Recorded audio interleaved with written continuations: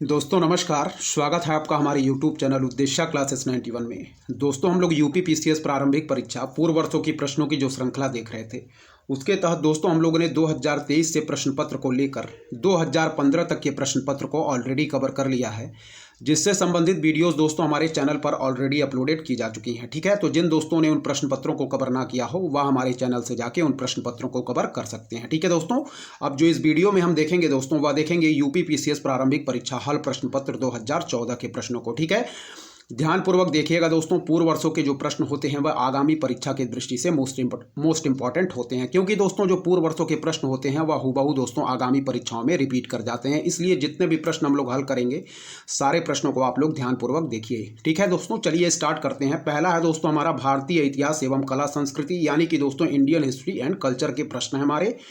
ध्यानपूर्वक देखिए दोस्तों। ठीक है, चलिए पहला प्रश्न देखेंगे क्या कह रहा है यहाँ, ध्यानपूर्वक देखें।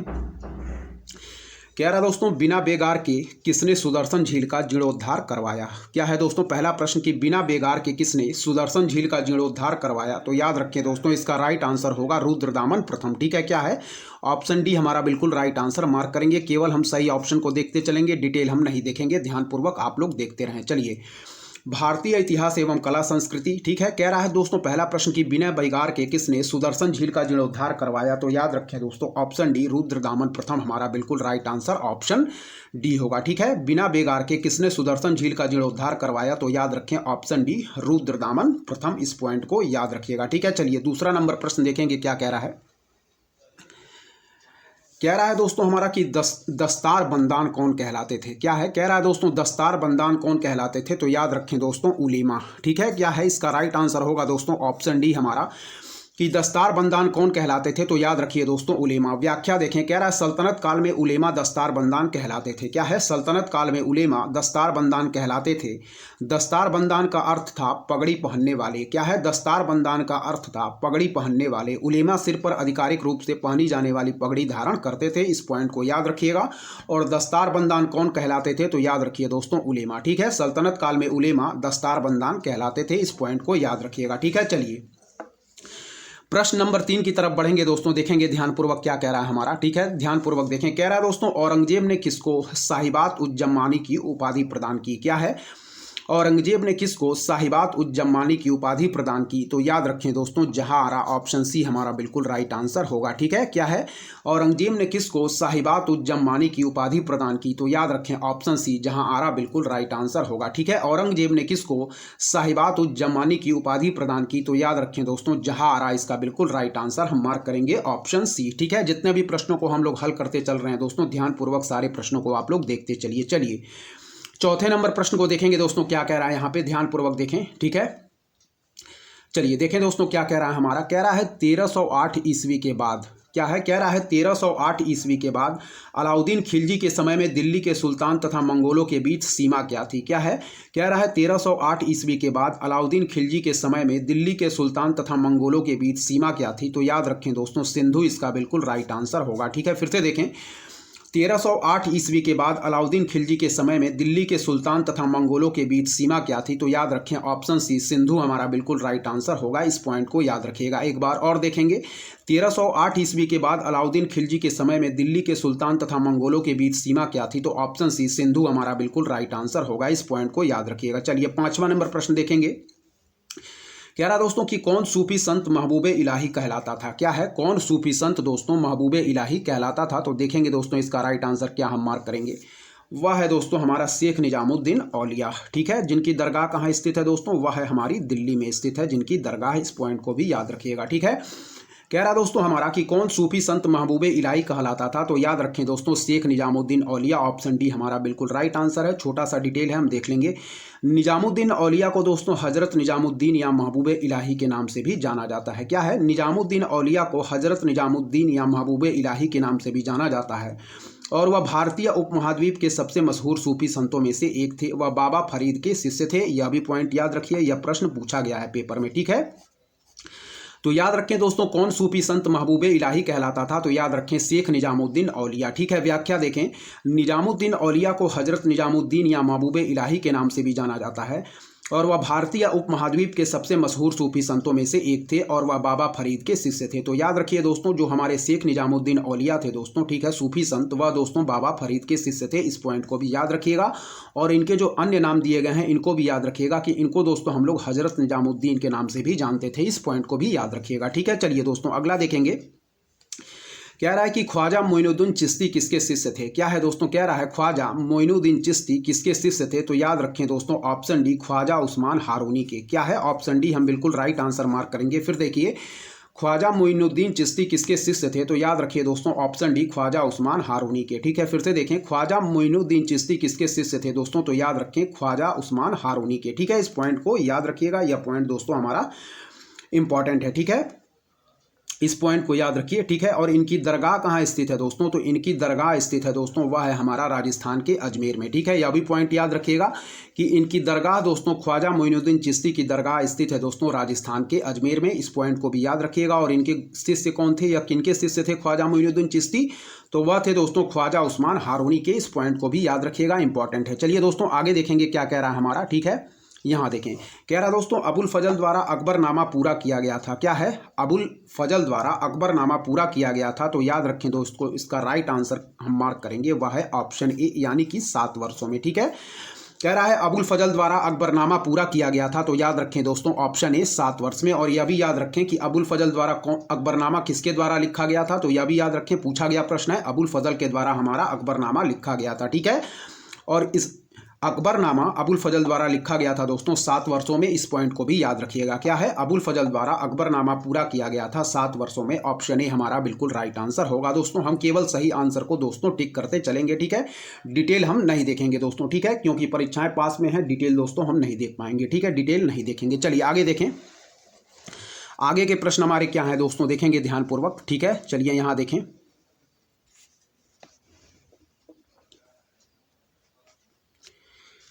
चलिए देखिए दोस्तों, यहाँ क्या कह रहा है, कनिष्क के सारनाथ बौद्ध प्रतिमा अभिलेख की तिथि क्या है। ठीक है दोस्तों, यहाँ ध्यानपूर्वक देखिए क्या कह रहा है यहाँ पे। ठीक है, देखेंगे, कह रहा है दोस्तों कनिष्क के सारनाथ बौद्ध प्रतिमा अभिलेख की तिथि क्या है। तो इसका आंसर याद रखें दोस्तों 81 ईस्वी, सन 81 ईस्वी। ठीक है, इस पॉइंट को याद रखिए। ऑप्शन बी हम बिल्कुल राइट आंसर मार्क करेंगे। ठीक है, कह रहा है कि कनिष्क के सारनाथ बौद्ध प्रतिमा अभिलेख की तिथि क्या है। तो इस पॉइंट को याद रखिए, ऑप्शन बी 81 ईस्वी, सन 81 ईस्वी। इस पॉइंट को याद रखिए। ठीक है, फिर से देखेंगे कि कनिष्क के सारनाथ बौद्ध प्रतिमा अभिलेख की तिथि क्या है। तो याद रखें दोस्तों 81, सन 81 ईस्वी। इस पॉइंट को आप लोग याद रखिएगा। छोटा सा डिटेल है, देख लेते हैं। कनिष्क दोस्तों कुषाण वंश का सबसे महान शासक था। ठीक है, यह 78 ईस्वी के आसपास सिंहासनारूढ़ हुआ। ठीक है, यह 78 ईस्वी के आसपास सिंहासनारूढ़ हुआ। कनिष्क के सारनाथ बौद्ध प्रतिमा अभिलेख की तिथि क्या है, 81 ईस्वी सन है। और यह प्रतिमा कनिष्क के राज्यारोहण के 3रे वर्ष में मथुरा से लाकर सारनाथ में स्थापित की गई थी। इस पॉइंट को भी याद रखिएगा। ठीक है, एक बार और प्रश्न देखेंगे कि कनिष्क के सारनाथ बौद्ध प्रतिमा अभिलेख की तिथि क्या है। तो याद रखिए सन 81 ईस्वी। ऑप्शन बी बिल्कुल राइट आंसर होगा। और बढ़ेंगे हम दोस्तों अब भारतीय राष्ट्रीय आंदोलन के प्रश्नों की तरफ। ठीक है, ध्यानपूर्वक देखते रहें। चलिए देखें, कह रहा दोस्तों कि बंगाल के विभाजन के समय बंगाल का लेफ्टिनेंट गवर्नर कौन था। क्या है, बंगाल के विभाजन के समय बंगाल का लेफ्टिनेंट गवर्नर कौन था। तो याद रखें सर एंड्रूज फ्रेजर। ठीक है, क्या है, ऑप्शन ए हमारा बिल्कुल राइट आंसर होगा। ठीक है, याद रखें बंगाल के विभाजन के समय दोस्तों बंगाल का लेफ्टिनेंट गवर्नर कौन था। तो याद रखें दोस्तों सर एंड्रूज फ्रेजर। ठीक है, जबकि गवर्नर जनरल कौन था, वह था दोस्तों हमारा लॉर्ड कर्जन। हम सभी लोग जानते हैं। इस पॉइंट को याद रखें कि बंगाल के विभाजन के समय बंगाल का लेफ्टिनेंट गवर्नर पूछ रहा है दोस्तों, ना कि गवर्नर। ठीक है, तो याद रखिए लेफ्टिनेंट गवर्नर कौन था, वह था दोस्तों सर एंड्रूज फ्रेजर। इसका बिल्कुल राइट आंसर होगा। ऑप्शन ए हम बिल्कुल राइट आंसर मार्क करेंगे। जबकि बंगाल विभाजन के समय दोस्तों भारत का गवर्नर जनरल लॉर्ड कर्जन था। इस पॉइंट को भी याद रखिएगा। ठीक है, चलिए दोस्तों आगे बढ़ेंगे। 10वें नंबर प्रश्न की तरफ देखें दोस्तों क्या कह रहा है हमारा। ध्यानपूर्वक सारे प्रश्नों को देखते चलेंगे, मोस्ट इंपॉर्टेंट हैं। पूर्व वर्षों के प्रश्न दोस्तों आगामी परीक्षाओं में हूबहू रिपीट करते हैं। इस पॉइंट को भी आप लोग याद रखिए। ठीक है, चलिए 10वां नंबर प्रश्न देखें। कह रहा है ब्रिटिश पत्रकार H.W. नेविंसन जुड़े थे। कई बार पूछा गया प्रश्न है, याद रखें। ब्रिटिश पत्रकार H.W. नेविंसन जुड़े थे। तो याद रखें दोस्तों क्या है, ऑप्शन सी हम मार्क करेंगे, स्वदेशी आंदोलन। और स्वदेशी आंदोलन जुड़ा था दोस्तों हमारा बंगाल विभाजन से। ठीक है, चलिए ब्रिटिश पत्रकार H.W. नेविंसन जुड़े थे। तो याद रखिए दोस्तों स्वदेशी आंदोलन से। क्या है, ब्रिटिश पत्रकार H.W. नेविंसन जुड़े थे। तो याद रखें ऑप्शन सी स्वदेशी आंदोलन इसका बिल्कुल राइट आंसर होगा। और स्वदेशी आंदोलन हमारा दोस्तों जुड़ा हुआ था किससे?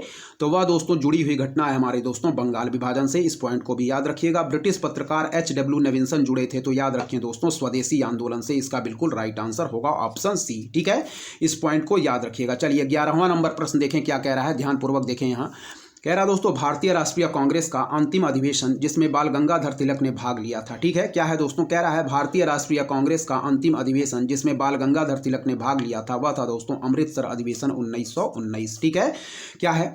कह रहा है दोस्तों कि भारतीय राष्ट्रीय कांग्रेस का अंतिम अधिवेशन जिसमें दोस्तों BG तिलक यानी कि बाल गंगाधर तिलक ने भाग लिया था, तो इसका राइट आंसर होगा ऑप्शन डी अमृतसर अधिवेशन 1919। ठीक है, इस पॉइंट को याद रखिएगा। कह रहा है 1919 के अमृतसर अधिवेशन के बाद 1920 में बाल गंगाधर तिलक की मृत्यु हो गई, अतः 1919 का कांग्रेस अधिवेशन अंतिम अधिवेशन था जिसमें तिलक ने भाग लिया। और यह भी पॉइंट याद रखें जो कि इंपॉर्टेंट है, कई बार पूछा भी गया है कि 1919 में अमृतसर अधिवेशन की अध्यक्षता दोस्तों मोतीलाल नेहरू ने की थी। इस पॉइंट को भी याद रखिएगा। ठीक है, तो एक पॉइंट यह याद रखें प्रश्न कि भारतीय राष्ट्रीय कांग्रेस का अंतिम अधिवेशन जिसमें बाल गंगाधर तिलक ने भाग लिया था, वह था हमारा ऑप्शन डी अमृतसर अधिवेशन। इसका बिल्कुल राइट आंसर होगा। ठीक है, इस पॉइंट को याद रखिएगा। चलिए ऑप्शन डी हम लोगों ने मार्क किया है। आगे देखेंगे प्रश्न हमारे क्या कह रहे हैं, ध्यानपूर्वक सारे प्रश्नों को देखते चलें।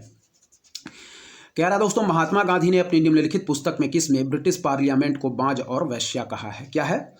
महात्मा गांधी ने अपनी निम्नलिखित पुस्तकों में से किस में ब्रिटिश पार्लियामेंट को बांझ और वेश्या कहा है? तो याद रखें दोस्तों हिंद स्वराज। क्या है? ऑप्शन सी हमारा बिल्कुल राइट आंसर होगा दोस्तों हिंद स्वराज। ठीक है, इस पुस्तक को याद रखिएगा। इनका नाम हिंद स्वराज के राइटर थे दोस्तों महात्मा गांधी, और इसी पुस्तक में इन्होंने दोस्तों महात्मा गांधी ने जो हमारी ब्रिटिश पार्लियामेंट है इसको बांझ और वैश्या कहा है। इस पॉइंट को भी याद रखिएगा। किस पुस्तक में? हिंद स्वराज में। ठीक है, इस पॉइंट को याद रखिएगा।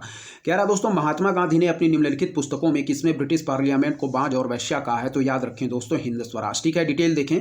महात्मा गांधी ने अपनी पुस्तक हिंद स्वराज में ब्रिटिश पार्लियामेंट को बोझ और वैश्या कहा है, बांझ और वैश्या कहा है। और इस पुस्तक की मूल रचना दोस्तों गुजराती भाषा में थी। यह भी पूछा गया प्रश्न है, यह भी याद रखिएगा कि इस पुस्तक की मूल रचना दोस्तों गुजराती भाषा में थी। ठीक है, जिसे गांधी जी ने अपनी इंग्लैंड से दक्षिण अफ्रीका की यात्रा के दौरान पानी के जहाज में लिखा था। इस पॉइंट को भी याद रखिए, यह भी प्रश्न पूछा गया है। ठीक है, कौन सी पुस्तक को दोस्तों गांधी जी ने अपने इंग्लैंड से दक्षिण अफ्रीका की यात्रा के दौरान लिखा था?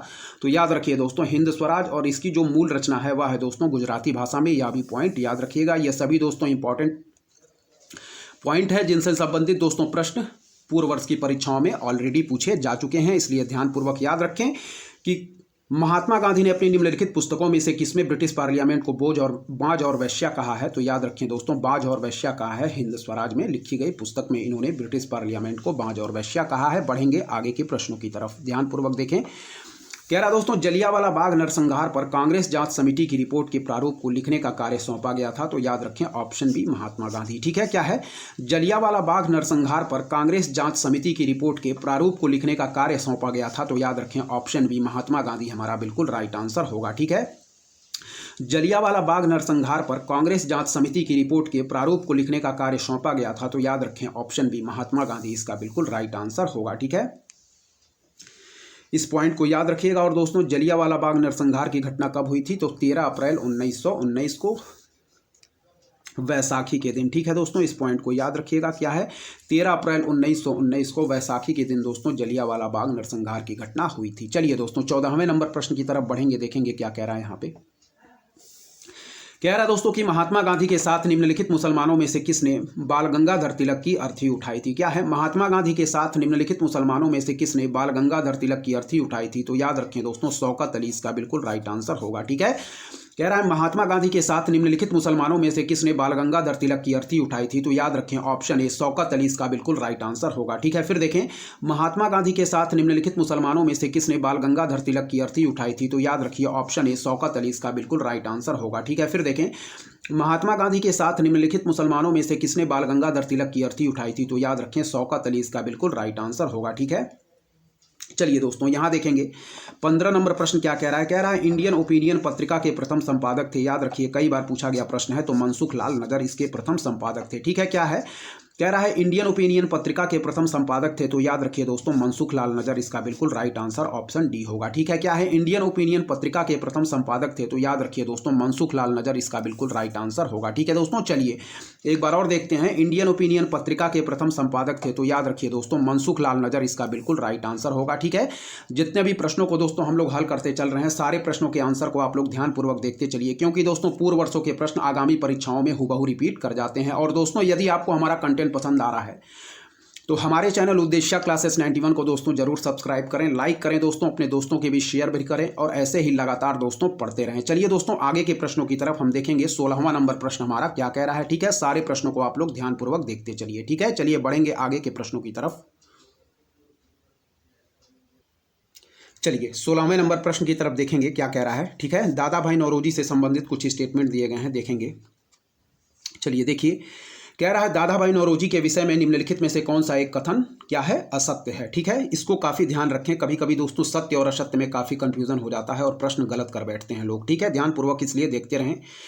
कह रहा है दादा भाई नौरोजी के विषय में निम्नलिखित में से कौन सा एक कथन असत्य है, तो याद रखें दोस्तों क्या है, वह है दोस्तों उन्होंने 4 बार भारतीय राष्ट्रीय कांग्रेस की अध्यक्षता की। यही स्टेटमेंट हमारा गलत दिया गया है। ठीक है, बाकी जो सही स्टेटमेंट दिए गए हैं उनको हम देख लेंगे। कह रहा है कि वह पहले भारतीय थे जो एल्फिंस्टन कॉलेज बंबई में गणित एवं भौतिकी के प्रोफेसर नियुक्त हुए थे। क्या है, वह पहले भारतीय थे जो एल्फिंस्टन कॉलेज बंबई में गणित एवं भौतिकी के प्रोफेसर नियुक्त हुए थे। बिल्कुल सही है। ऑप्शन बी हमारा क्या कह रहा है कि 1892 में उन्हें ब्रिटिश पार्लियामेंट का एक सदस्य निर्वाचित किया गया। यह भी स्टेटमेंट हमारा सही है। क्या है, 1892 में उन्हें ब्रिटिश पार्लियामेंट का एक सदस्य निर्वाचित किया गया, तो यह भी स्टेटमेंट हमारा सही है। फिर है ऑप्शन सी, क्या कह रहा है दोस्तों कि उन्होंने एक गुजराती पत्रिका रस्तगोपतार का आरंभ किया। क्या है, उन्होंने एक गुजराती पत्रिका रस्तगोपतार का आरंभ किया। ठीक है, फिर से देखेंगे कि दादा भाई नौरोजी के विषय में निम्नलिखित में से कौन सा एक कथन क्या है, असत्य है। ठीक है, तो ऑप्शन ए कह रहा है कि वह पहले भारतीय थे जो एल्फिंस्टन कॉलेज मुंबई में गणित एवं भौतिकी के प्रोफेसर क्या हुए, नियुक्त हुए। ठीक है, ऑप्शन बी कह रहा है कि 1892 में उन्हें ब्रिटिश पार्लियामेंट का एक क्या किया गया, सदस्य निर्वाचित किया गया। ठीक है, 1892 में उन्हें ब्रिटिश पार्लियामेंट का एक सदस्य निर्वाचित किया गया। दोनों स्टेटमेंट हमारे दादा भाई नौरोजी से संबंधित सही हैं। याद रखें, आगामी परीक्षाओं में भी स्टेटमेंट बना के प्रश्न पूछे जा सकते हैं। चलिए, सी कह रहा है उन्होंने एक गुजराती पत्रिका रस्तगोपतार का आरंभ किया। बिल्कुल सही है, ऊपर के तीनों पॉइंट सही हैं। जबकि कह रहा है कि उन्होंने 4 बार भारतीय राष्ट्रीय कांग्रेस की अध्यक्षता की, तो यह गलत है। ठीक है, वे 3 बार, याद रखें, 1886 में, 1893 में व 1906 में कांग्रेस के अध्यक्ष चुने गए थे, ना कि 4 बार। इस पॉइंट को याद रखिएगा। वे 3 बार 1886 में, 1893 में व 1906 में कांग्रेस के अध्यक्ष चुने गए थे। इस पॉइंट को याद रखिएगा। ऑप्शन डी हमारा गलत दिया गया है दोस्तों। ठीक है, उन्होंने 4 बार नहीं 3 बार अध्यक्षता की थी। कब, 1886, 93 और 1906 में। इस पॉइंट को याद रखिएगा। चलिए आगे देखेंगे। कह रहा दोस्तों कि बीजी तिलक की सजा के पश्चात निम्नलिखित में से किसने दया की वकालत की थी और कहा था कि संस्कृत के एक विद्वान के रूप में तिलक में मेरी दिलचस्पी है। क्या है, फिर से देखें। कह रहा दोस्तों कि बीजी तिलक की सजा के पश्चात निम्नलिखित में से किसने दया की वकालत की थी और कहा था कि संस्कृत के एक विद्वान के रूप में तिलक में मेरी दिलचस्पी है। इसका राइट आंसर हम मार्क करेंगे दोस्तों, मैक्स मूलर, ऑप्शन बी। ठीक है, फिर देखें। कह रहा है कि बीजी तिलक की सजा के पश्चात निम्नलिखित में से किसने दया की वकालत की थी और कहा था कि संस्कृत के एक विद्वान के रूप में तिलक में मेरी दिलचस्पी है। ठीक है, इस पॉइंट को फिर से देखें कि बीजी तिलक की सजा के पश्चात निम्नलिखित में से किसने दया की वकालत की थी और कहा था कि संस्कृत के एक विद्वान के रूप में तिलक में मेरी दिलचस्पी है, तो ऑप्शन बी हम बिल्कुल राइट आंसर मार्क करेंगे। और यह भी याद रखें कि मैक्स मूलर दोस्तों प्रसिद्ध जर्मन संस्कृतवेत्ता व भाषा शास्त्री थे। ठीक है, इस पॉइंट को भी याद रखिएगा, इंपॉर्टेंट है। चलिए आगे बढ़ेंगे दोस्तों, 18 नंबर प्रश्न की तरफ देखेंगे। कह रहा दोस्तों कि कांग्रेस के मंच से भारतीय राष्ट्रीय कांग्रेस के किस अधिवेशन में प्रथम बार स्वराज्य शब्द व्यक्त किया गया। क्या है दोस्तों, कह रहा है कि कांग्रेस के मंच से भारतीय राष्ट्रीय कांग्रेस के किस अधिवेशन में प्रथम बार स्वराज्य शब्द व्यक्त किया गया, तो याद रखें दोस्तों हमारा इसका राइट आंसर होगा कलकत्ता अधिवेशन 1906, जिसकी अध्यक्षता दोस्तों grand old man of India दादा भाई नौरोजी के द्वारा किया गया था। इस पॉइंट को भी याद रखिएगा। ठीक है, इस पॉइंट को याद रखिए। चलिए फिर देखेंगे दोस्तों क्या कह रहा है। कह रहा है कि कांग्रेस के मंच से भारतीय राष्ट्रीय कांग्रेस के किस अधिवेशन में प्रथम बार स्वराज्य शब्द व्यक्त किया गया था, तो याद रखिए कलकत्ता अधिवेशन 1906 दोस्तों, इसका बिल्कुल राइट आंसर हो जाएगा। ठीक है, कह रहा है कि दादा भाई नौरोजी को कलकत्ता अधिवेशन में, क्या यहाँ कह रहा है, ध्यानपूर्वक देखें। कह रहा है दादा भाई नौरोजी को कलकत्ता अधिवेशन में कांग्रेस का अध्यक्ष बनाया गया जिन्होंने सर्वप्रथम दोस्तों स्वराज की मांग प्रस्तुत की। तो हमारा राइट आंसर होगा दोस्तों क्या है, वह है हमारा ऑप्शन बी, बिल्कुल राइट आंसर होगा। इस पॉइंट को याद रखिए, जिसकी अध्यक्षता grand old man of India दोस्तों दादा भाई नौरोजी ने की थी, जिनकी एक प्रसिद्ध पुस्तक है रस्तगोपतार। इस पॉइंट को भी याद रखिएगा। चलिए कह रहा दोस्तों 19 नंबर प्रश्न हमारा कि भारतीय राष्ट्रीय आंदोलन से संबंधित निम्नलिखित घटनाओं पर विचार कीजिए और नीचे दिए गए कूट से घटनाओं का सही कालानुक्रम पता कीजिए। ठीक है, तो यदि बात करें दोस्तों हमारा क्या है, कह रहा है कि एक अधिनियम के रूप में रॉलेट विधेयक का पास होना। क्या है, एक अधिनियम के रूप में रॉलेट एक्ट का पास होना। तो याद रखें दोस्तों, इसको पास किया गया था कब, वह है हमारा फरवरी 1919 में दोस्तों। ठीक है, फिर देखिए बीजी तिलक का निधन। तो बीजी तिलक का निधन हुआ था दोस्तों, याद रखें कब, तो बीजी तिलक का निधन हुआ था दोस्तों कब, अगस्त 1920 में। ठीक है, याद रखें अगस्त 1920 में बीजी तिलक का निधन हुआ था। फिर देखिए जलियांवाला बाग नरसंहार दोस्तों। तो जलियांवाला बाग नरसंहार कब हुआ था दोस्तों, तो यह हुआ था अप्रैल 1919 में, इस बात को भी याद रखिए। ठीक है, फिर देखिए कह रहा है भारतीय राष्ट्रीय कांग्रेस का अमृतसर अधिवेशन। तो भारतीय राष्ट्रीय कांग्रेस का अमृतसर अधिवेशन हुआ था दोस्तों कब, तो यह हुआ था नवंबर 1919 में। ठीक है, सभी 1919 की घटनाएं हैं, केवल दोस्तों महीनों में अंतर दिया गया है। ध्यानपूर्वक देखें, इंपॉर्टेंट प्रश्न है, फिर से देखेंगे। कह रहा है एक अधिनियम के रूप में रॉलेट विधेयक का पास होना। ठीक है, तो एक अधिनियम के रूप में रॉलेट विधेयक पास किया गया था दोस्तों फरवरी 1919 में। क्या है, एक अधिनियम के रूप में दोस्तों रॉलेट एक्ट पास किया गया था फरवरी 1919 में। ठीक है, बीजी तिलक का निधन कब हुआ था, तो याद रखें अगस्त 1920 में दोस्तों बीजी तिलक का निधन हुआ था। ठीक है, जलियांवाला बाग नरसंहार हुआ था अप्रैल 1919 में दोस्तों, और भारतीय राष्ट्रीय कांग्रेस का अमृतसर अधिवेशन हुआ था नवंबर 1919 में। ठीक है, क्या है, फिर देखेंगे एक अधिनियम के रूप में रॉलेट एक्ट का पास होना। तो याद रखें दोस्तों फरवरी 1919 में। क्या है, एक अधिनियम के रूप में रॉलेट विधेयक का पास होना। तो याद रखें फरवरी 1919 में। ठीक है, फिर देखें बीजी तिलक का निधन हुआ था दोस्तों अगस्त 1920 में। जलियांवाला बाग नरसंहार किया गया अप्रैल 1919 में, और भारतीय राष्ट्रीय कांग्रेस का अमृतसर अधिवेशन हुआ दोस्तों नवंबर 1919 में। ठीक है, फिर से देखेंगे बीजी तिलक का निधन हुआ दोस्तों अगस्त 1920 में। एक अधिनियम के रूप में रॉलेट विधेयक दोस्तों पास हुआ था फरवरी 1919 में। जलियांवाला बाग नरसंहार हुआ अप्रैल 1919 में, और भारतीय राष्ट्रीय कांग्रेस का अमृतसर अधिवेशन हुआ नवंबर 1919 में। ठीक है, चलिए अब इसको हम कालानुक्रम में व्यवस्थित करेंगे, देखेंगे सही सीरीज हमारी क्या बनती है। चलिए सबसे पहले होगा दोस्तों एक अधिनियम के रूप में रॉलेट विधेयक का पास होना, यानी कि सबसे पहले नंबर पे हम रखेंगे 2 को। ठीक है, फिर है दोस्तों हमारा क्या, फिर है दोस्तों वह है हमारा रखेंगे किसको, जलियांवाला बाग नरसंहार को, जो कि हुआ था दोस्तों 13 अप्रैल 1919 को। तो थर्ड हम फिर रखेंगे।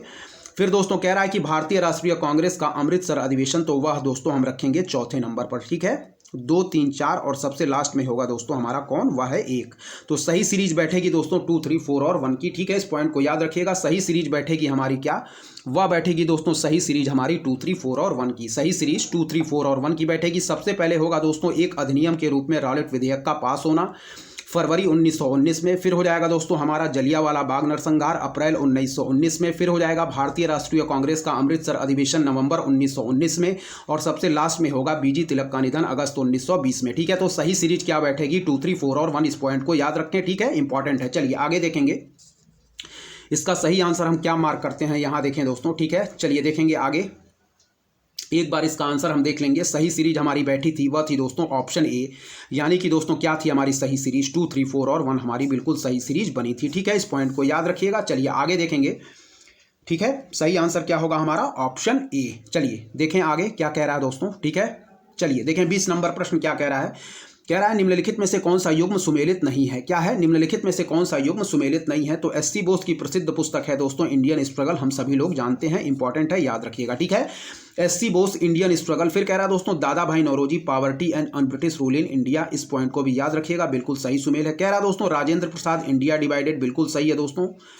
फिर कह रहा है दोस्तों कि India from Curzon to Nehru and after. क्या है, India from Curzon to Nehru and after. तो इसका कह रहा है दोस्तों फ्रैंक मोरिस, यह हमारा गलत है। इसके लेखक हैं दोस्तों दुर्गादास। ठीक है, इसके लेखक हैं दोस्तों दुर्गादास, इस पॉइंट को याद रखिएगा। ठीक है, चले फिर देखें। कह रहा है निम्नलिखित में से कौन सा युग्म सुमेलित नहीं है। तो याद रखिए एस.सी. बोस इंडियन स्ट्रगल बिल्कुल सही है। क्या है, एस.सी. बोस इंडियन स्ट्रगल बिल्कुल सही है।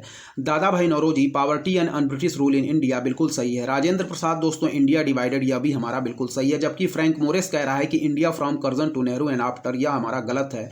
India from Curzon to Nehru and after पुस्तक के लेखक हैं दोस्तों दुर्गादास, इस पॉइंट को याद रखिएगा। ठीक है, फिर देखें एस.सी. बोस के लेखक थे दोस्तों इंडियन स्ट्रगल, कौन है, एस.सी. बोस दोस्तों लेखक हैं इंडियन स्ट्रगल के। दादा भाई नौरोजी हैं दोस्तों poverty and un British rule in India के। राजेंद्र प्रसाद लेखक हैं इंडिया डिवाइडेड के। ठीक है, जबकि फ्रैंक मोरिस कह रहा है India from Curzon to Nehru and after, यह हमारा गलत दिया गया है दोस्तों। India from Curzon to Nehru and after के लेखक हैं दोस्तों कौन, दुर्गादास, इस पॉइंट को याद रखिएगा, यही हमारा जो ऑप्शन है ऑप्शन डी सही सुमेल नहीं है, जबकि सही सुमेल ऑप्शन नीचे दिया गया है। इस पॉइंट को याद रखिएगा। India from Curzon to Nehru and after के लेखक हैं दुर्गादास, ठीक है, ना कि फ्रैंक मोरेस। चलिए यहाँ देखें, एस सी बोस लेखक हैं दोस्तों इंडियन स्ट्रगल के, दादा भाई नौरोजी लेखक हैं poverty and un British rule in India के, और राजेंद्र प्रसाद लेखक हैं दोस्तों इंडिया डिवाइडेड के। इस पॉइंट को याद रखिएगा।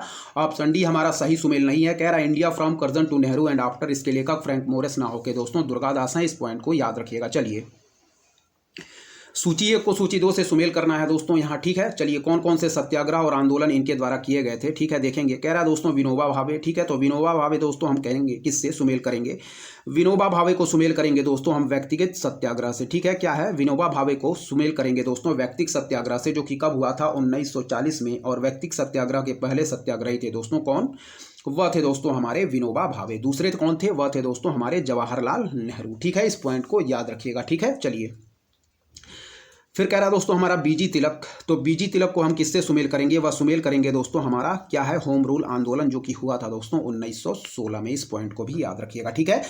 अरुणा आसफ अली दोस्तों हमारी जुड़ी हुई थी भारत छोड़ो आंदोलन से, जो कि हुआ था दोस्तों 1942 में, ठीक है।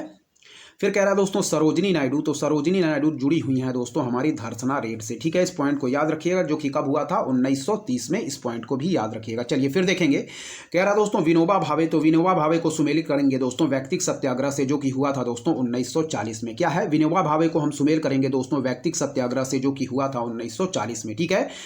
बीजी तिलक को सुमेल करेंगे दोस्तों हम किससे, तो बीजी तिलक को सुमेल करेंगे दोस्तों हम, वह है हमारा होम रूल आंदोलन, जो कि हुआ था 1916 में, ठीक है। अरुणा आसफ अली को हम सुमेल करेंगे दोस्तों किससे, तो अरुणा आसफ अली को सुमेल करेंगे भारत छोड़ो आंदोलन से, जो कि हुआ था 1942 में। सरोजिनी नायडू को सुमेल करेंगे दोस्तों धर्सना रेड से, जो कि हुआ था 1930 में, ठीक है। डेट भी याद रखिए। चलिए कालानुक्रम में व्यवस्थित करने को पूछा जा सकता है, इसलिए डेट भी याद रखिए। विनोबा भावे व्यक्तिगत सत्याग्रह से संबंधित थे, ठीक है, जो कि कब किया गया था 1940 में, ठीक है। बीजी तिलक दोस्तों होम रूल आंदोलन, जो कि किया गया था 1916 में। और अरुणा आसफ अली दोस्तों, ठीक है, अरुणा आसफ अली जुड़ी थी भारत छोड़ो आंदोलन से, जो कि 1942 में किया गया। और सरोजिनी नायडू धर्सना रेड से, जो कि दोस्तों 1930 में किया गया, ठीक है। सही आंसर हम मार्क करेंगे दोस्तों ऑप्शन ए, यानी कि 2, 1, 4 और 3, ठीक है। इसका सही आंसर ऑप्शन ए हमारा हो जाएगा। चलिए आगे के प्रश्नों को देखेंगे। कह रहा है दोस्तों काकोरी केस के अभियुक्तों के बचाव हेतु किसकी अध्यक्षता में एक समिति का गठन हुआ था, ठीक है। कह रहा है दोस्तों काकोरी केस के अभियुक्तों के बचाव हेतु किसकी अध्यक्षता में एक समिति का गठन हुआ था, तो याद रखें दोस्तों गोविंद बल्लभ पंत, ठीक है। इसका बिल्कुल सही आंसर होगा दोस्तों। कह रहा है कि काकोरी केस के अभियुक्तों के बचाव हेतु किसकी अध्यक्षता में एक समिति का गठन हुआ था, तो याद रखें दोस्तों गोविंद बल्लभ पंत। फिर देखें काकोरी केस के अभियुक्तों के बचाव हेतु किसकी अध्यक्षता में एक समिति का गठन हुआ था, तो याद रखें गोविंद बल्लभ पंत। और काकोरी डकैती का कांड दोस्तों कब किया गया था, यह किया गया था 9 अगस्त 1925 को। डेट भी याद रखें, ठीक है। काकोरी केस कब किया गया था, 9 अगस्त 1925 को। इस पॉइंट को भी याद रखें। और इसका सही आंसर होगा कि काकोरी केस के अभियुक्तों के बचाव हेतु किसकी अध्यक्षता में एक समिति का गठन हुआ था, तो याद रखिएगा गोविंद बल्लभ पंत। इसका बिल्कुल राइट आंसर हो जाएगा दोस्तों, ठीक है। चलिए आगे देखेंगे दोस्तों 23वां नंबर प्रश्न हमारा क्या कह रहा है, ध्यानपूर्वक देखेंगे यहाँ, ठीक है। चलिए देखेंगे।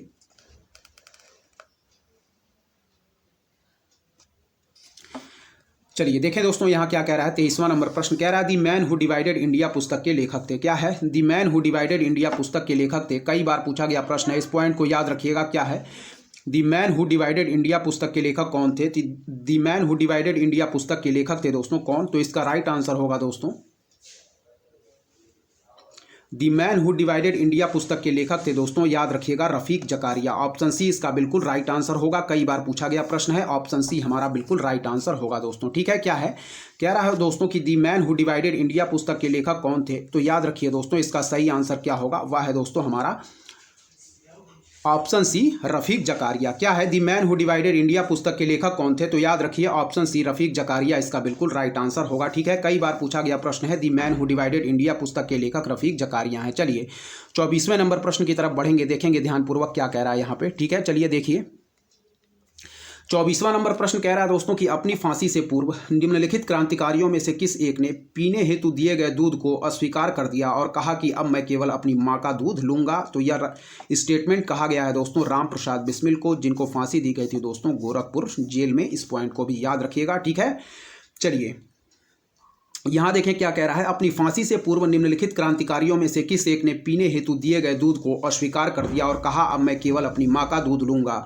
तो याद रखें दोस्तों, ऑप्शन सी राम प्रसाद बिस्मिल इसका बिल्कुल राइट आंसर होगा। ठीक है, फिर देखिए, अपनी फांसी से पूर्व निम्नलिखित क्रांतिकारियों में से किस एक ने पीने हेतु दिए गए दूध को अस्वीकार कर दिया और कहा कि अब मैं केवल अपनी माँ का दूध लूंगा। तो इसका राइट आंसर होगा दोस्तों ऑप्शन सी राम प्रसाद बिस्मिल, जिनको फांसी दोस्तों गोरखपुर जेल में दी गई थी। इस पॉइंट को भी याद रखिएगा। चलिए 25 नंबर प्रश्न को देखेंगे दोस्तों, क्या कह रहा है यहाँ पे। ठीक है, ध्यानपूर्वक देखिए। कह रहा है दोस्तों, निम्नलिखित में से किसने गांधी इरविन समझौते में महात्मा गांधी के लाभ को सांत्वना पुरस्कार कहा था। तो याद रखें दोस्तों, एलन कैंपबेल जॉनसन ने। ठीक है, इस पॉइंट को याद रखिएगा। क्या है, कह रहा है निम्नलिखित में से किसने गांधी इरविन समझौते में महात्मा गांधी के लाभ को सांत्वना पुरस्कार कहा था। तो याद रखें दोस्तों, एलन कैंपबेल जॉनसन को। ठीक है, फिर से देखें कि निम्नलिखित में से किसने गांधी इरविन समझौते में महात्मा गांधी के लाभ को सांत्वना पुरस्कार कहा था। तो याद रखें, एलन कैंपबेल जॉनसन ने। ठीक है, एक बार और देखेंगे कि निम्नलिखित में से किसने गांधी इरविन समझौते में महात्मा गांधी के लाभ को सांत्वना पुरस्कार कहा था। तो याद रखें दोस्तों, एलन कैंपबेल जॉनसन ने। इसका बिल्कुल राइट आंसर हो जाएगा दोस्तों। ठीक है, ऑप्शन बी हमारा बिल्कुल राइट आंसर होगा। ठीक है, चलिए आगे देखेंगे। यहां देखें 26 नंबर प्रश्न क्या कह रहा है दोस्तों। कह रहा है कि Bhagat Singh the Indian sociologist. क्या है, Bhagat Singh the Indian sociologist. तो पहला ऑप्शन ही दोस्तों क्या है हमारा, सुमेलित नहीं है। इस पॉइंट को याद रखिएगा। कह रहा है दोस्तों, सचिंद्र नाथ सान्याल बंदी जीवन, बिल्कुल सही सुमेल है। कह रहा है दोस्तों, लाला राम शरण दास दी ड्रीमलैंड। क्या है, लाला राम शरण दास दी ड्रीमलैंड। ठीक है, इस पॉइंट को याद रखिए, लाला राम शरण दास दी ड्रीमलैंड। ठीक है, भगवती चरण वोहरा दी फिलॉसफी ऑफ बम। क्या है दोस्तों, भगवती चरण वोहरा दी फिलॉसफी ऑफ बम। तीनों पुस्तक हमारे सही सुमेल हैं। जो सही सुमेल है उनको हम फिर देखेंगे। सचिंद्र नाथ सान्याल बंदी जीवन, बिल्कुल सही सुमेल है। लाला राम शरण दास दी ड्रीमलैंड। क्या है, लाला राम शरण दास दी ड्रीमलैंड। भगवती चरण वोहरा दी फिलॉसफी ऑफ बम। ठीक है, जबकि कह रहा है दोस्तों Bhagat Singh the Indian sociologist. तो दोस्तों द इंडियन सोशियोलॉजिस्ट पुस्तक श्यामजी कृष्ण के द्वारा लिखी गई है, ना कि दोस्तों भगत सिंह के द्वारा। इस पॉइंट को याद रखिएगा। ठीक है, फिर देखें, कह रहा दोस्तों कि भगत सिंह हमारा दी इंडियन सोशियोलॉजिस्ट। क्या है, भगत सिंह दी इंडियन सोशियोलॉजिस्ट। तो यह हमारा गलत दिया गया है। दी इंडियन सोशियोलॉजिस्ट दोस्तों श्यामजी कृष्ण के द्वारा लिखा गया है, ना कि भगत सिंह के द्वारा। ठीक है, फिर देखें, सचिंद्र नाथ सान्याल दोस्तों बंदी जीवन, बिल्कुल सही सुमेल है। लाला राम शरण दास दी ड्रीमलैंड। क्या है, लाला राम शरण दास दी ड्रीमलैंड। भगवती चरण वोहरा दी फिलॉसफी ऑफ बम। क्या है, सचिंद्र नाथ सान्याल बंदी जीवन, लाला राम शरण दास दी ड्रीमलैंड, भगवती चरण वोहरा दी फिलॉसफी ऑफ बम। क्या है, सचिंद्र नाथ सान्याल बंदी जीवन, लाला राम शरण दास दी ड्रीमलैंड, भगवती चरण वोहरा दी फिलॉसफी ऑफ बम। जबकि भगत सिंह कह रहा है दी इंडियन सोशियोलॉजिस्ट। तो दी इंडियन सोशियोलॉजिस्ट पुस्तक दोस्तों श्यामजी कृष्ण वर्मा की है, ना कि दोस्तों हमारी किनकी, भगत सिंह की। ठीक है, इस पॉइंट को याद रखिएगा। और भगत सिंह को फांसी दोस्तों दी गई थी वह हमारा 23 मार्च 1931 को। यह डेट भी याद रखिए, कई बार दोस्तों पेपर में पूछा गया है। ठीक है, सचिंद्र नाथ सान्याल बंदी जीवन, लाला राम शरण दास दी ड्रीमलैंड, भगवती चरण वोहरा दी फिलॉसफी ऑफ बम। लाला राम शरण दास दी ड्रीमलैंड, यह पुस्तक याद रखिएगा, नई पुस्तक है। ठीक है, ध्यानपूर्वक इंपॉर्टेंट है, याद रखिएगा। ठीक है, चलिए आगे देखें। 27 नंबर प्रश्न देखें दोस्तों, क्या कह रहा है, ध्यानपूर्वक देखें। कह रहा है, नई दिल्ली में 1947 में आयोजित अखिल भारतीय कांग्रेस समिति की बैठक में निम्नलिखित में से किसने विभाजन के प्रस्ताव का समर्थन किया था। तो याद रखें, अबुल कलाम आजाद। क्या है, फिर देखें कि नई दिल्ली में 1947 में आयोजित अखिल भारतीय कांग्रेस समिति की बैठक में निम्नलिखित में से किसने विभाजन के प्रस्ताव का समर्थन किया था। तो याद रखें दोस्तों, अब्दुल कलाम आजाद। ठीक है, इस पॉइंट को भी याद रखिए, जो कि दोस्तों हमारे प्रथम शिक्षा मंत्री भी थे। इस पॉइंट को भी याद रखिएगा। नई दिल्ली में 1947 में आयोजित अखिल भारतीय कांग्रेस समिति की बैठक में निम्नलिखित में से किसने विभाजन के प्रस्ताव का समर्थन किया था। तो याद रखें दोस्तों, अबुल कलाम आजाद हमारा बिल्कुल राइट आंसर होगा। एक बार और देखेंगे कि नई दिल्ली में 1947 में आयोजित अखिल भारतीय कांग्रेस समिति की बैठक में निम्नलिखित में से किसने विभाजन के प्रस्ताव का समर्थन किया था। तो याद रखें दोस्तों, हमारा अबुल कलाम आजाद। इसका बिल्कुल राइट आंसर ऑप्शन डी होगा। ठीक है, चलिए आगे देखें। चलिए देखिए दोस्तों, यहाँ क्या कह रहा है, 28 नंबर प्रश्न कह रहा है, भारतीय स्वाधीनता विधेयक को राजकीय स्वीकृति प्राप्त हुई। क्या है, भारतीय स्वाधीनता विधेयक को राजकीय स्वीकृति प्राप्त हुई। तो याद रखें, 18 जुलाई 1947 को। क्या है, फिर देखें, भारतीय स्वाधीनता विधेयक को राजकीय स्वीकृति प्राप्त हुई थी। तो याद रखिए, 18 जुलाई 1947 को। क्या है, भारतीय स्वाधीनता विधेयक को राजकीय स्वीकृति प्राप्त हुई। तो याद रखें, 18 जुलाई 1947 को। ठीक है, फिर देखें, भारतीय स्वाधीनता विधेयक को राजकीय स्वीकृति प्राप्त हुई। तो याद रखें, 18 जुलाई 1947 को। 29 नंबर प्रश्न को देखेंगे, निम्नलिखित में से किसने भारतीय राष्ट्रीय कांग्रेस के कराची अधिवेशन 1931 को महात्मा गांधी की लोकप्रियता और सम्मान की पराकाष्ठा माना है। तो सही आंसर होगा दोस्तों एससी बोस, यानी कि सुभाष चंद्र बोस। ठीक है, कह रहा दोस्तों कि निम्नलिखित में से किसने भारतीय राष्ट्रीय कांग्रेस के कराची अधिवेशन 1931 को महात्मा गांधी की लोकप्रियता और सम्मान की पराकाष्ठा माना। एससी क्या है दोस्तों, इसका सही आंसर होगा एससी बोस। और जिसकी अध्यक्षता दोस्तों की गई थी वह है हमारे सरदार वल्लभ भाई पटेल के द्वारा हमारे दोस्तों कराची अधिवेशन 1931 की अध्यक्षता की गई थी। ठीक है, फिर देखें निम्नलिखित में से किसने भारतीय राष्ट्रीय कांग्रेस के कराची अधिवेशन 1931 को महात्मा गांधी की लोकप्रियता और सम्मान की पराकाष्ठा माना? तो इसका सही आंसर हो जाएगा दोस्तों सुभाष चंद्र बोस। ठीक है, और सुभाष चंद्र बोस ने दोस्तों हमारे फॉरवर्ड ब्लॉक का गठन किया था, यह भी याद रखिए। ठीक है, सुभाष चंद्र बोस ने दोस्तों हमारा फॉरवर्ड ब्लॉक का गठन किया था और इनकी महत्वपूर्ण पुस्तक है दोस्तों वह है हमारी इंडियन स्ट्रगल, यह भी याद रखिएगा। ठीक है, चलिए निम्नलिखित में से किसने भारतीय राष्ट्रीय कांग्रेस के कराची अधिवेशन 1931 को महात्मा गांधी की लोकप्रियता और सम्मान की पराकाष्ठा माना है? तो याद रखें SC बोस इसका बिल्कुल राइट आंसर होगा, सुभाष चंद्र बोस।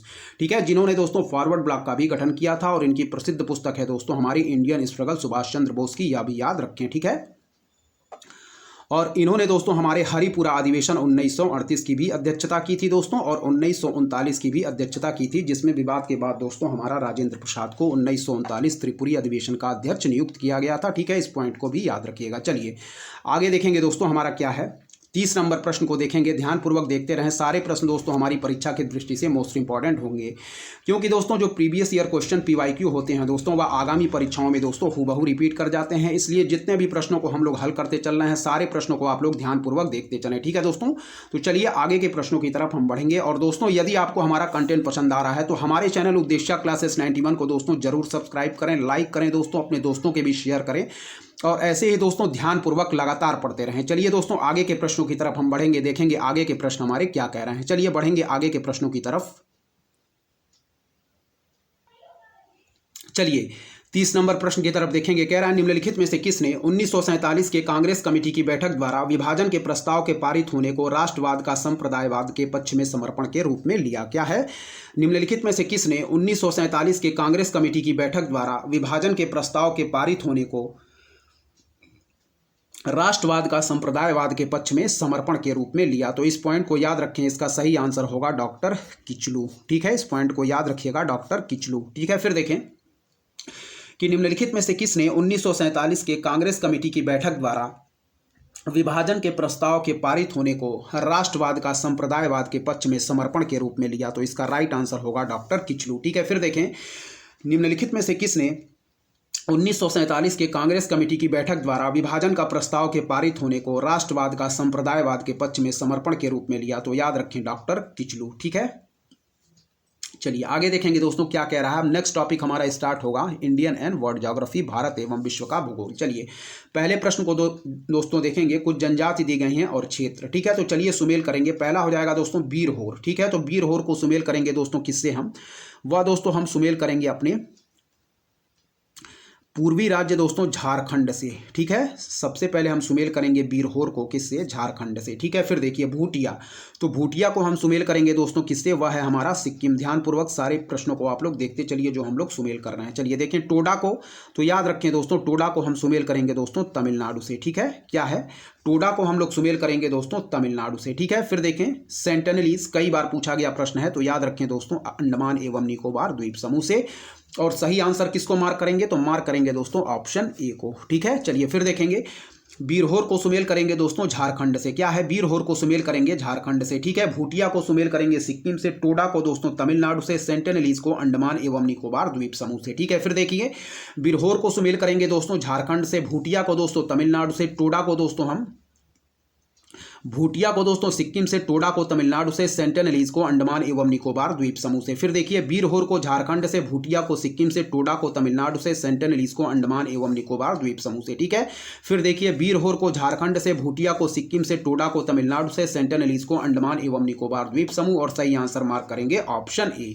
चलिए 32 नंबर प्रश्न की तरफ बढ़ेंगे, यहाँ देखेंगे क्या दे रहा है। ठीक है, यहाँ देखें कह रहा दोस्तों कथन की भारत के पश्चिमी घाट की नदियां डेल्टा का निर्माण नहीं करती हैं। बिल्कुल सही है दोस्तों। क्या है, भारत के पश्चिमी घाट की नदियां डेल्टा का निर्माण नहीं करती हैं, याद रखें दोस्तों। ठीक है, तो हमारी भारत के पश्चिमी घाट की नदियां दोस्तों डेल्टा का निर्माण नहीं करती हैं, वह एस्चुरी का निर्माण यानी कि दोस्तों ज्वारमुख का निर्माण करती हैं। इस पॉइंट को याद रखिएगा। चलिए कारण कह रहा है कि वे छोटे प्रवाह क्षेत्रों एवं अपेक्षाकृत कठोर चट्टानों पर प्रभावित होती हैं। क्या है, वे छोटे प्रवाह क्षेत्रों एवं अपेक्षाकृत कठोर चट्टानों पर प्रभावित होती हैं। ठीक है, तो इसका सही आंसर हम मार्क करेंगे दोस्तों ऑप्शन ए। बिल्कुल सही आंसर हमारा ऑप्शन ए है, यानी कि दोस्तों ए तथा आर दोनों सही है और आर ए की सही व्याख्या है। फिर से देखेंगे कि भारत के पश्चिमी घाट की नदियां डेल्टा का निर्माण नहीं करती हैं। क्या है? भारत के पश्चिमी घाट की नदियां डेल्टा का निर्माण नहीं करती हैं। कारण कह रहा है कि वे छोटे प्रवाह क्षेत्रों एवं अपेक्षाकृत कठोर चट्टानों पर प्रवाहित होती हैं। क्या है?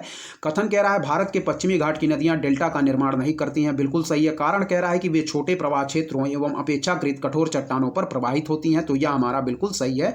ऑप्शन ए हम बिल्कुल राइट आंसर मार्क करेंगे। ए तथा आर दोनों सही है तथा आर ए की सही व्याख्या है। दोनों पॉइंटों को याद रखिए। स्टेटमेंट बना के भी अलग अलग प्रश्न पूछे जा सकते हैं। ठीक है, चलिए 33 नंबर प्रश्न की तरफ बढ़ेंगे दोस्तों। क्या कह रहा है? ठीक है, इसका आंसर स्टार मार्क किया गया है। ठीक है, इसलिए ध्यानपूर्वक देखें। कह रहा है दोस्तों विश्व के निम्नलिखित देशों का कुल रेलवे लंबाई की दृष्टि से सही अवरोही क्रम है। क्या है? विश्व में निम्नलिखित देशों का कुल रेलवे की लंबाई की दृष्टि से सही अवरोही क्रम है। तो इसमें कोई भी ऑप्शन सही नहीं दिया गया है, इसलिए इसका आंसर क्या दोस्तों? स्टार मार्क किया गया है। ठीक है, कह रहा दोस्तों हमारा कि विश्व में निम्नलिखित देशों का कुल रेलवे लंबाई की दृष्टि से सही अवरोही क्रम है। तो याद रखें दोस्तों, इसमें कह रहा है कि कोई भी विकल्प सही नहीं है, तो हम सही विकल्प देख लेंगे। ठीक है, तो सही विकल्प चलिए देखेंगे अवरोही क्रम इसका क्या होगा। ठीक है, ध्यानपूर्वक देखें। चलिए यहाँ देखें क्या दिया गया है, ध्यानपूर्वक देखते रहें दोस्तों। सारे प्रश्न दोस्तों हमारी आगामी परीक्षा की दृष्टि से मोस्ट इंपॉर्टेंट होंगे, इसलिए ध्यानपूर्वक सारे प्रश्नों को आप लोग देखते चलिए। चलिए यहाँ देखें क्या कह रहा है सही अवरोही क्रम। यहाँ देखें सही अवरोही क्रम है दोस्तों, सबसे पहले हो जाएगा हमारा, ठीक है, रेलवे की लंबाई की दृष्टि से यदि बात करें तो सबसे हमारा अवरोही क्रम हो जाएगा, सबसे पहले हो जाएगा दोस्तों संयुक्त राज्य अमेरिका। ठीक है, सबसे पहले हो जाएगा संयुक्त राज्य अमेरिका। दूसरे नंबर पे हो जाएगा दोस्तों हमारा भारत। ठीक है, फिर है दोस्तों हमारा कनाडा, फिर है जर्मनी और फिर होगा दोस्तों, ठीक है, यह हमारा बिल्कुल राइट अवरोही क्रम होगा। ठीक है, सबसे पहले हो जाएगा दोस्तों संयुक्त राज्य अमेरिका, फिर होगा दोस्तों हमारा प्यारा भारत, फिर होगा दोस्तों हमारा कनाडा और फिर होगा दोस्तों जर्मनी। ठीक है, अतः अवरोही क्रम है दोस्तों संयुक्त राज्य अमेरिका, फिर हो जाएगा दोस्तों हमारा प्यारा भारत, फिर है दोस्तों कनाडा और फिर है दोस्तों जर्मनी। ठीक है, अवरोही क्रम क्या होगा? संयुक्त राज्य अमेरिका, फिर है भारत, फिर है कनाडा, फिर है जर्मनी। संयुक्त राज्य अमेरिका, भारत, कनाडा, जर्मनी, इस पॉइंट को याद रखें। और 34 नंबर प्रश्न की तरफ हम बढ़ेंगे ध्यानपूर्वक। ठीक है, चलिए यहाँ देखें, कह रहा है निम्नलिखित में से कौन एक व्यस्ततम सामुद्रिक व्यापार मार्ग है। क्या है? कह रहा है दोस्तों निम्नलिखित में से कौन एक व्यस्ततम सामुद्रिक व्यापार मार्ग है। तो याद रखें दोस्तों बिल्कुल सही आंसर होगा उत्तरी अटलांटिक। ठीक है, क्या है कि निम्नलिखित में से कौन एक व्यस्ततम सामुद्रिक व्यापार मार्ग है। तो याद रखें दोस्तों उत्तरी अटलांटिक इसका बिल्कुल राइट आंसर होगा। ठीक है, निम्नलिखित में से कौन एक व्यस्ततम सामुद्रिक व्यापार मार्ग है। तो याद रखें दोस्तों उत्तरी अटलांटिक इसका बिल्कुल राइट आंसर होगा। ठीक है, इस पॉइंट को याद रखें। चलिए अब बढ़ेंगे दोस्तों 35वें नंबर प्रश्न की तरफ, देखेंगे ध्यानपूर्वक क्या कह रहा है यहाँ पे। देखें, कह रहा दोस्तों कि निम्नलिखित में से कौन एक देश बहुत महत्वपूर्ण यूरेनियम अयस्क निक्षेप के लिए जाना जाता है। क्या है? निम्नलिखित में से कौन एक देश बहुत महत्वपूर्ण यूरेनियम अयस्क निक्षेप के लिए जाना जाता है। तो कनाडा इसका बिल्कुल राइट आंसर होगा। ठीक है, कह रहा है निम्नलिखित में से कौन एक देश बहुत महत्वपूर्ण यूरेनियम अयस्क निक्षेप के लिए जाना जाता है। तो याद रखें दोस्तों कनाडा इसका बिल्कुल राइट आंसर ऑप्शन ई होगा। ठीक है, चलिए याद रखिएगा सारे प्रश्न दोस्तों आगामी परीक्षाओं की दृष्टि से मोस्ट इंपॉर्टेंट होंगे। चलिए हम बढ़ेंगे दोस्तों 36 नंबर प्रश्न की तरफ। कह रहा है दोस्तों जापान लगभग आत्मनिर्भर है, यानी कि दोस्तों सेल्फ डिपेंडेंट है। तो याद रखें दोस्तों जापान लगभग आत्मनिर्भर है किसमें? तो वह है दोस्तों तांबा में। ठीक है, याद रखिएगा दोस्तों क्या है दोस्तों जापान लगभग आत्मनिर्भर है तो तांबा में, याद रखिए कॉपर में। ठीक है, क्या है जापान लगभग आत्मनिर्भर है तो याद रखें दोस्तों तांबा, यानी कि ऑप्शन सी हमारा कॉपर। ठीक है, जापान लगभग आत्मनिर्भर है तो याद रखें दोस्तों ऑप्शन सी तांबा में इसका बिल्कुल राइट आंसर होगा। ठीक है, चलिए आगे देखें। कह रहा है गन्ना उत्पादन 2013 में राज्यों का सही अवरोही क्रम है। तो यह डाटा पुराना हो चुका है इसलिए हम नहीं देखेंगे। आप जो आगामी परीक्षा में देख के जाएंगे वह अपडेटेड डाटा देख के जाएंगे। ठीक है दोस्तों, क्योंकि डाटा दोस्तों चेंज हो चुका है। ठीक है, चलिए अब हम बढ़ेंगे दोस्तों आगे 38 नंबर प्रश्न की तरफ, देखेंगे क्या है। ठीक है, 38 नंबर प्रश्न की तरफ बढ़ेंगे दोस्तों। यहाँ देखिए, ठीक है, ध्यानपूर्वक देखते रहें। कह रहा दोस्तों हमारा सूची 1 को सूची 2 से सुमेलित कीजिए और नीचे दिए गए कूट का प्रयोग कर सही उत्तर चुनिए। ठीक है, सूची 1 और सूची 2। ठीक है, यहाँ कुछ हवाएं दी गई हैं और वह किस देश में बहती हैं, हमें इनको सुमेल करना है। चलिए विली विली की बात करें दोस्तों तो विली विली हमारे, ठीक है, विली विली कहाँ आती है? तो विली विली दोस्तों आती है, इसको हम सुमेल करेंगे ऑस्ट्रेलिया से। ठीक है, याद रखें।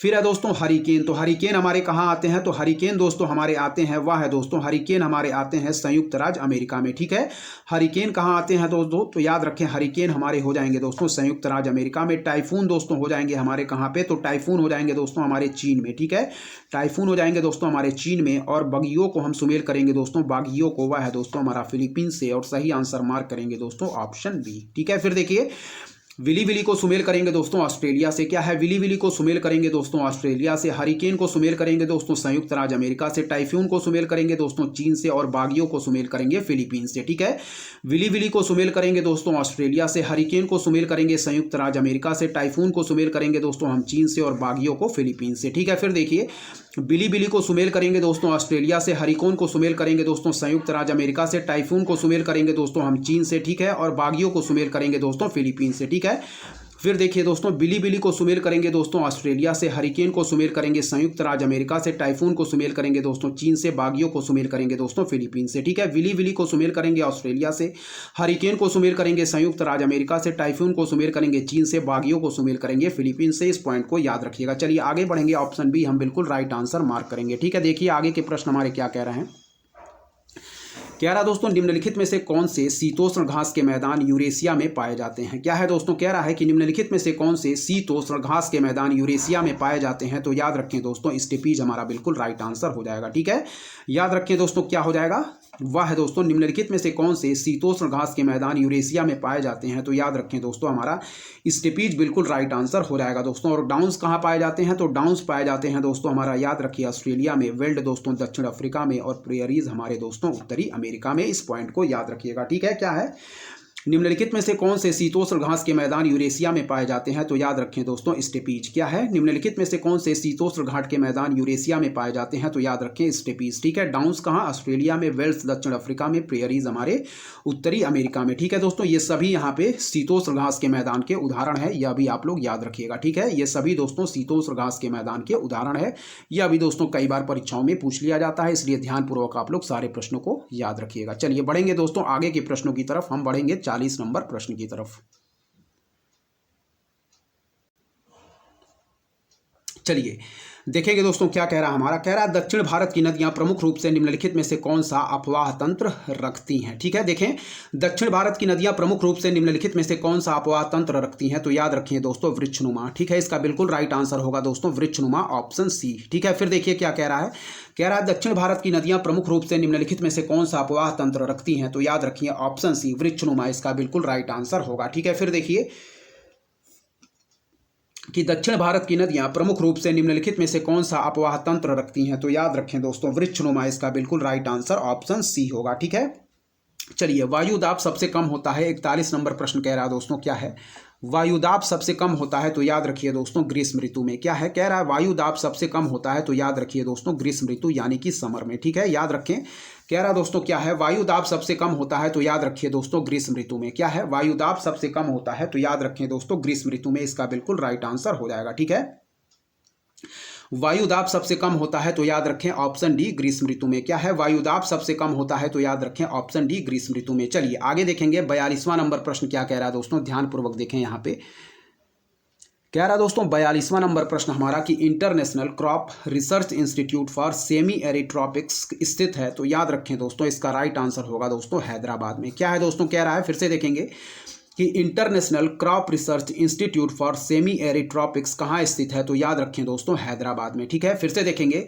International crop research institute for semi arid tropics यानी कि दोस्तों ICRISAT स्थित है। तो याद रखें दोस्तों, हमारा हैदराबाद में। ठीक है, कह रहा है दोस्तों यहाँ पे देखें कि international crop research institute for semi arid tropics यानी कि ICRISAT हैदराबाद में स्थित है।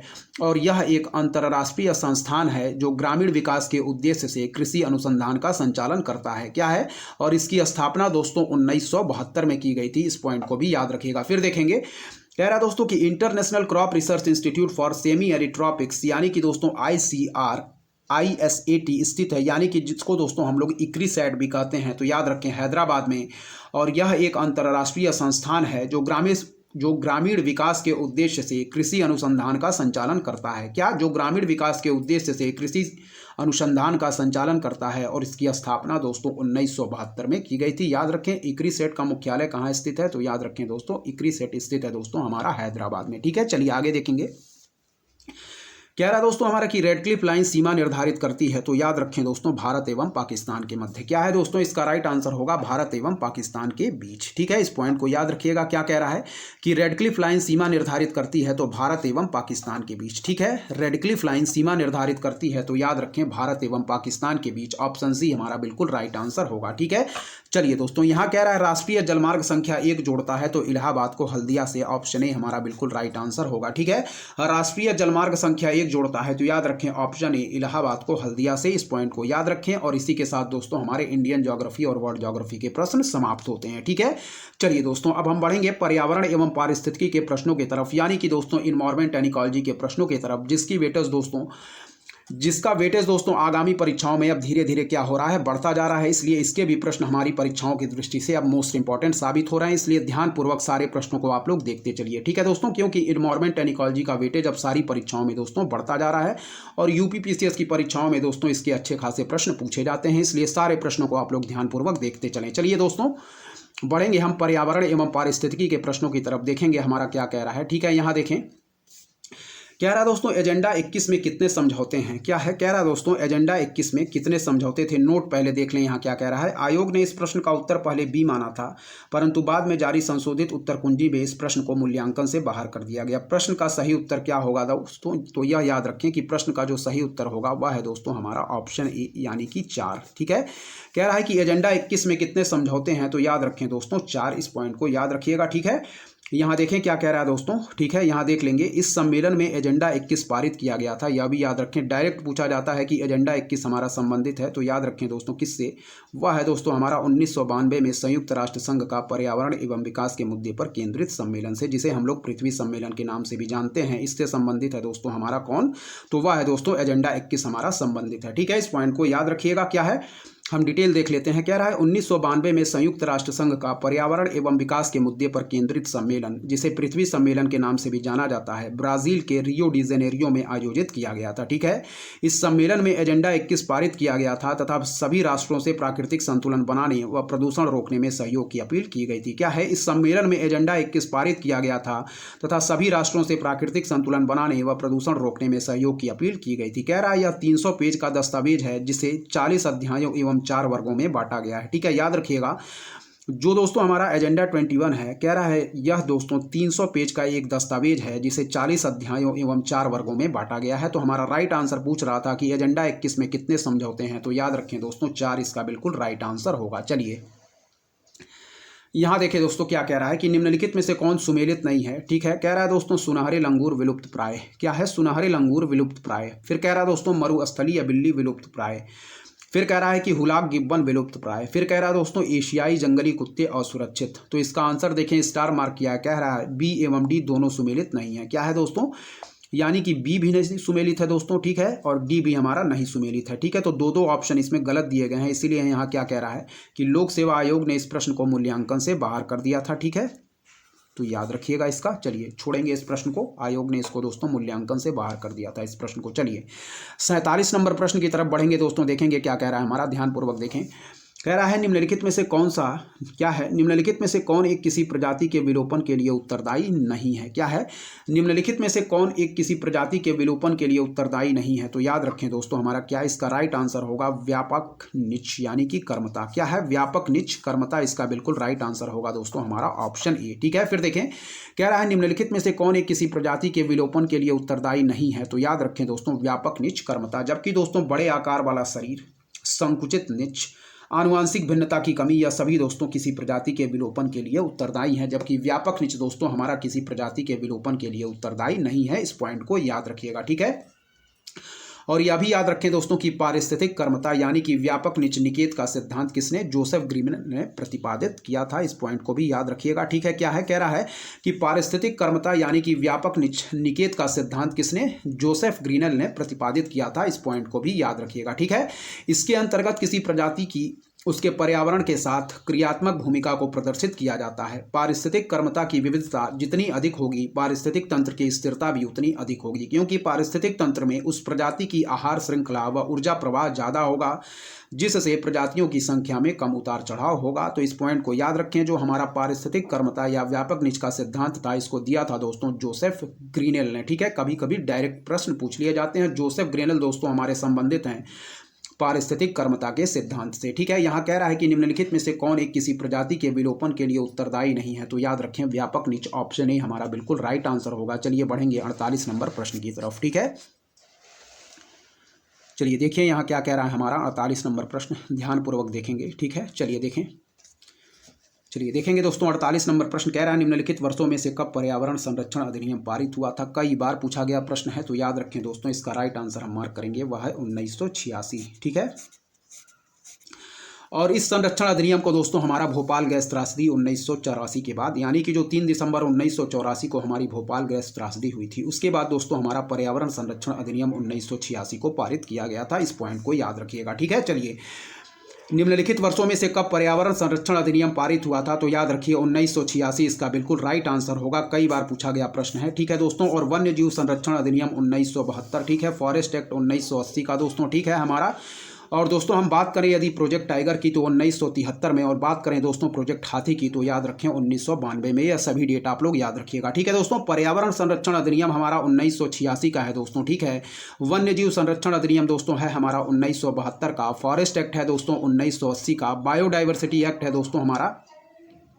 वह है बायोडाइवर्सिटी एक्ट है दोस्तों 2002 का, और दोस्तों हमारा टाइगर प्रोजेक्ट है वह है दोस्तों 1973 का, और हाथी अधिनियम, हाथी जो दोस्तों हमारा प्रोजेक्ट हाथी है वह है दोस्तों 1992 का।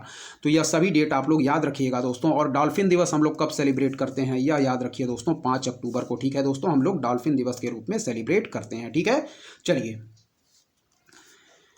आगे देखेंगे दोस्तों 49 नंबर प्रश्न हमारा क्या कह रहा है, यहाँ ध्यानपूर्वक देखें। ठीक है, कह रहा है दोस्तों भारत में जैव विविधता की दृष्टि से धनी स्थान है। कई बार पूछा गया प्रश्न है, तो याद रखें दोस्तों पश्चिमी घाट। ठीक है, क्या है, कह रहा है भारत में जैव विविधता की दृष्टि से धनी स्थान है। तो याद रखें दोस्तों पश्चिमी घाट हमारा बिल्कुल राइट आंसर होगा दोस्तों। ठीक है, क्या है, भारत में जैव विविधता की दृष्टि से धनी स्थान है। तो याद रखिए दोस्तों हमारा बिल्कुल राइट आंसर होगा पश्चिमी घाट। और पश्चिमी घाट की सबसे ऊंची चोटी है दोस्तों अनाईमुडी, और दक्षिण भारत की भी सबसे ऊंची चोटी है दोस्तों अनाईमुडी, जो कि दोस्तों अन्नामलाई पहाड़ियों में स्थित है हमारी अनाईमुडी चोटी। इस पॉइंट को भी याद रखिएगा।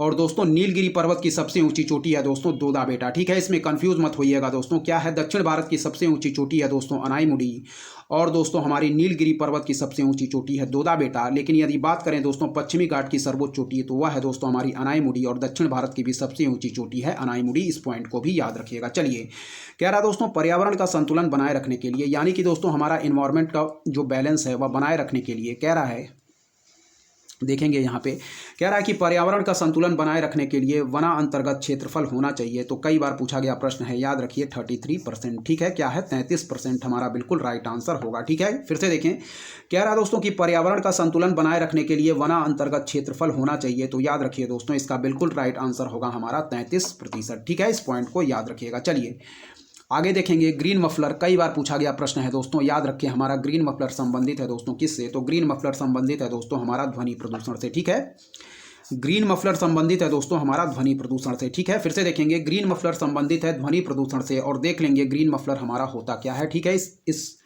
यहाँ जो यह टर्म दिया गया है ग्रीन मफलर, इसको हम लोग देख लेंगे। कह रहा है ग्रीन मफलर अधिक आबादी वाले या ध्वनि प्रदूषण वाले क्षेत्रों जैसे सड़क के किनारे, औद्योगिक क्षेत्रों और राजमार्गों के आसपास रिहायशी क्षेत्रों में 4 से 6 पंक्तियों में वृक्षारोपण कर ध्वनि प्रदूषण को कम करने की एक तकनीक है, ताकि घने पेड़ ध्वनि प्रदूषण को कम कर सकें, क्योंकि पेड़ ध्वनि फिल्टर करते हैं और ध्वनि प्रदूषण को क्या करते हैं, कम करते हैं। फिर देखेंगे, चलिए देखें यहाँ डिटेल में। कह रहा दोस्तों कि ग्रीन मफलर संबंधित है, तो याद रखें ध्वनि प्रदूषण से। क्या है, ग्रीन मफलर संबंधित है ध्वनि प्रदूषण से। आप लोग दोस्तों वायु प्रदूषण, यहाँ पे ग्रीन मफलर को दोस्तों आप लोग वायु प्रदूषण से कंफ्यूज मत होइएगा। कई बार दोस्तों कई दोस्त हमारे वायु प्रदूषण इस प्रश्न का आंसर टिक कर देते हैं। ठीक है, तो इस पॉइंट को वायु प्रदूषण से आप लोग दोस्तों कंफ्यूज मत होइएगा। इसका बिल्कुल राइट आंसर होगा ग्रीन मफलर दोस्तों ध्वनि प्रदूषण। क्या है, ग्रीन मफलर हमारा बिल्कुल सही सुमेल होगा दोस्तों ध्वनि प्रदूषण से। और ग्रीन मफलर स्टेटमेंट को हम एक बार व्याख्या इसकी देखेंगे। ग्रीन मफलर संबंधित है ध्वनि प्रदूषण यानी कि साउंड पोल्यूशन से। ठीक है, ग्रीन मफलर संबंधित है साउंड पोल्यूशन से। इस पॉइंट को याद रखिएगा। चलिए ग्रीन मफलर अधिक आबादी वाले या ध्वनि प्रदूषण वाले क्षेत्रों जैसे सड़क के किनारे, औद्योगिक क्षेत्रों और राजमार्गों के आसपास रिहायशी क्षेत्रों में 4 से 6 पंक्तियों में वृक्षारोपण कर ध्वनि प्रदूषण को कम करने की एक तकनीक है। ठीक है, ताकि घने पेड़ ध्वनि प्रदूषण को कम कर सकें, क्योंकि पेड़ ध्वनि फिल्टर करते हैं और ध्वनि प्रदूषण को कम करते हैं। 52 नंबर प्रश्न को देखेंगे, निम्नलिखित में से कौन एक विश्व का विशालतम पारिस्थितिक तंत्र है? तो याद रखें दोस्तों, समुद्र इसका बिल्कुल राइट आंसर है। और सबसे अस्थायी पारिस्थितिक तंत्र भी दोस्तों हमारे समुद्री होते हैं, इस पॉइंट को भी याद रखिएगा, यह भी प्रश्न पूछा गया है। निम्नलिखित में से कौन एक विश्व का विशालतम पारिस्थितिक तंत्र है? तो याद रखें दोस्तों, समुद्र। और सबसे अस्थायी पारिस्थितिक तंत्र भी दोस्तों हमारे होते हैं, वह है समुद्र, इस पॉइंट को भी याद रखिएगा। ठीक है, तो कौन एक विश्व का विशालतम पारिस्थितिक तंत्र है? तो याद रखें ऑप्शन ए समुद्र, इसका बिल्कुल राइट आंसर होगा। चलिए आगे के प्रश्नों को देखेंगे। यहाँ देखें दोस्तों क्या कह रहा है मीथेन गैस उत्पादन करने वाला क्षेत्र है, कई बार पूछा गया प्रश्न है, तो याद रखें दोस्तों धान का खेत। ठीक है, कह रहा है मीथेन गैस उत्पादन करने वाला क्षेत्र है, तो याद रखें दोस्तों धान का खेत। क्या है मीथेन गैस उत्पादन करने वाला क्षेत्र है दोस्तों? तो याद रखें धान का खेत, इस पॉइंट को याद रखिएगा। ठीक है, चलिए आगे देखेंगे दोस्तों क्या कह रहा है। कह रहा है दोस्तों कि ओजोन बायोस्फीयर को बचाती है। क्या है? कह रहा है दोस्तों ओजोन बायोस्फीयर को बचाती है, तो याद रखें दोस्तों यूवी रेज यानी कि अल्ट्रावायलेट किरणों से, इसका बिल्कुल राइट आंसर होगा। ठीक है, कह रहा दोस्तों कि ओजोन बायोस्फीयर को बचाती है, तो याद रखें दोस्तों अल्ट्रावायलेट किरणों से। ठीक है, और ओजोन मंडल दोस्तों हमारी पाई जाती है, ओजोन जो हमारी गैस है वह पाई जाती है दोस्तों समताप मंडल यानी कि दोस्तों स्ट्रेटोस्फीयर में। और ओजोन संरक्षण से संबंधित है दोस्तों हमारा मॉन्ट्रियल प्रोटोकॉल, यह भी याद रखें, कई बार पूछा गया है। और ओजोन दिवस हम लोग सेलिब्रेट करते हैं 16 सितंबर को, इस पॉइंट को भी दोस्तों याद रखिएगा। चलिए आगे बढ़ेंगे। कह रहा दोस्तों कि जैव विघटित प्रदूषक है। क्या है? जैव विघटित प्रदूषक है, तो याद रखिए दोस्तों इसका बिल्कुल राइट आंसर हम मार्क करेंगे, वह है दोस्तों वाहित मल। ठीक है, कई बार पूछा गया प्रश्न है, याद रखें दोस्तों हमारा जो बायोडिग्रेडेबल प्रदूषक है या पॉल्यूटेंट है वह है दोस्तों हमारा वाहित मल। ठीक है, जैव विघटित प्रदूषक है, याद रखें वाहित मल, इस पॉइंट को याद रखिएगा। ठीक है, इस पॉइंट को याद रखिएगा। और इस वीडियो में दोस्तों हम लोग यहीं तक रखते हैं, इसका बाकी बचा हुआ जो पार्ट है उसको हम लोग एक और वीडियो लाएंगे और पूरी तरीके से कंप्लीट करेंगे। ठीक है दोस्तों, तब तक आप लोग इस वीडियो में जो पढ़ाई गई चीज़ें हैं उसको आप लोग ध्यानपूर्वक रिवीजन कर लीजिएगा दोस्तों, इस वीडियो में यहीं तक। और दोस्तों यदि आपको हमारा कंटेंट पसंद आ रहा है तो हमारे चैनल उद्देश्य क्लासेस 91 को दोस्तों जरूर सब्सक्राइब करें, लाइक करें दोस्तों, अपने दोस्तों के भी शेयर करें और ऐसे ही लगातार पढ़ते रहें। तब तक के लिए धन्यवाद। जय हिंद, जय भारत दोस्तों।